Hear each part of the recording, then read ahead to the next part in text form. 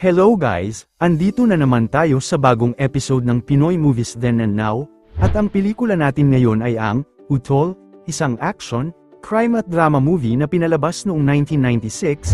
Halika't tignan natin ang mga edad at totoong pangalan ng mga paborito nating artista, sa taon na inilabas ang pelikula at sa taong kasalukuyan. Guys, bago natin simulan ang video, please like, share and subscribe. Salamat! Jaime, edad noong pinalabas ang pelikula 34, ginampanan ni Cesar de Montaño Manhilot, edad ngayong taon 62.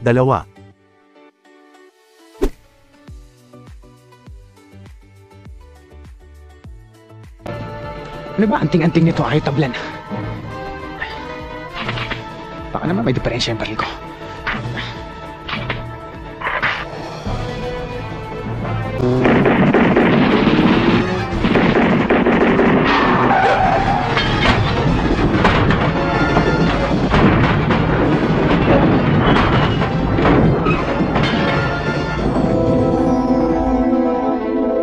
Yun, tinatablan din pala ng bala. Don Jose, edad noong pinalabas ang pelikula 54, ginampanan ni George Eduardo Picat Gutierrez, edad ngayong taon 82.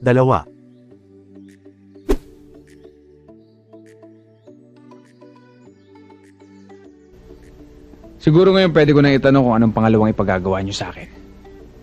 Ay, Jaime, hindi ka pa rin nagbabago. Apurado.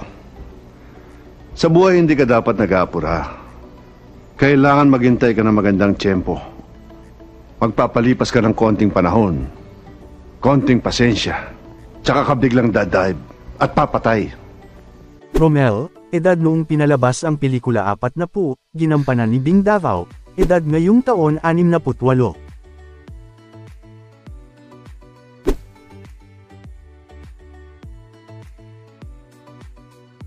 Ador, edad noong pinalabas ang pelikula 48, ginampanan ni Rolando Decembrana Aquino, na pumanaw noong 2014 sa edad na 65 dahil sa stroke.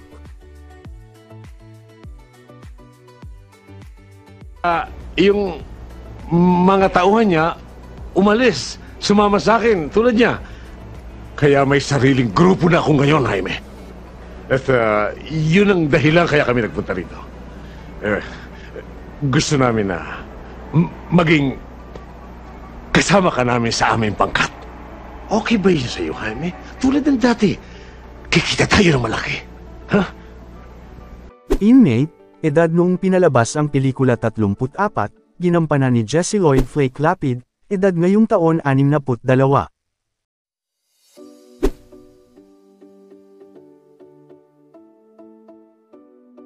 Joey Lito, edad noong pinalabas ang pelikula 20, ginampanan ni Victor Luis Juanhil Adoneri, edad ngayong taon 48.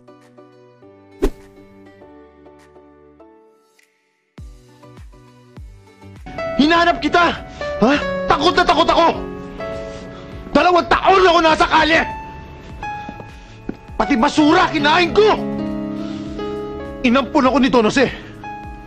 Niligtas niya buhay ko. Patawarin mo ako. Pero pinabalikan kita. Tapos na ang tanong mo.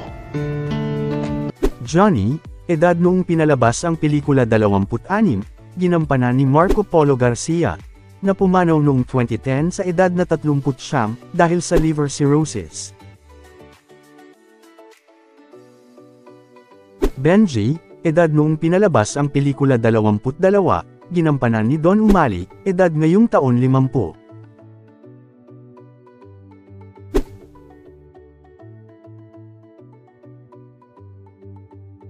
Roman, edad noong pinalabas ang pelikula 21, ginampanan ni Boogie Bugayong, edad ngayong taon 49.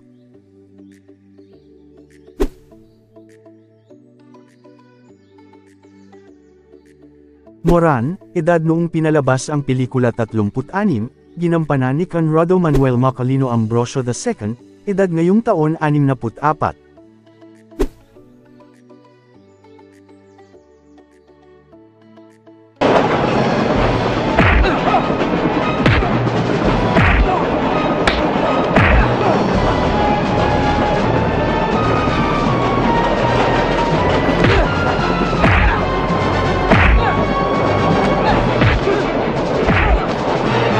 Inmate, edad noong pinalabas ang pelikula 38, ginampanan ni Calixto Cunanan, edad ngayong taon 66.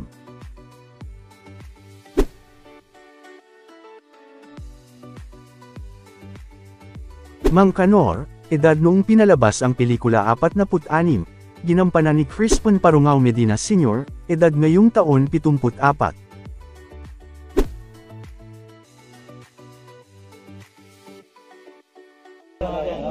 Ganyan talaga ang patakaran dito eh. Lalo na pag bago ka. Ako nga nung bago ako, kagaya mo rin ako. Pero sa tagal ko na rito, nasanay na ako. Alam mo kailangan dito, konting tiis. Pasensya para makaiwas tayo sa gulo. Malay mo, balang araw, mabigyan tayo ng parol, di ba? Rudy, edad noong pinalabas ang pelikula 46, ginampanan ni Danny Labra, na pumanaw noong 2017 sa edad na 67 dahil sa malubhang sakit.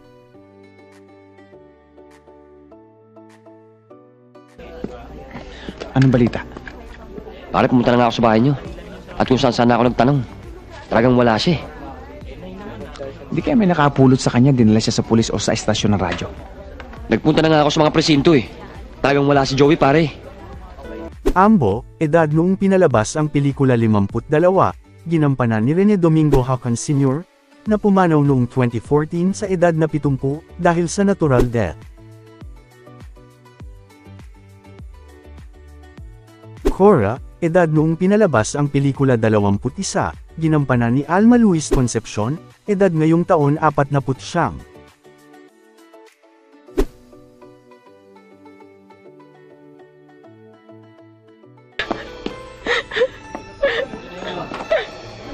Walang iya ka! Please! Bitawan niyo ako! Kundi dahil sa'yo buhay pa sana tatay ko! Magkakasama na sana kami. Makakalaya na sana siya. Putang ina mo! Inmate, edad noong pinalabas ang pelikula 24, ginampanan ni Boy Gomez, na pumanaw noong 2015 sa edad na 43.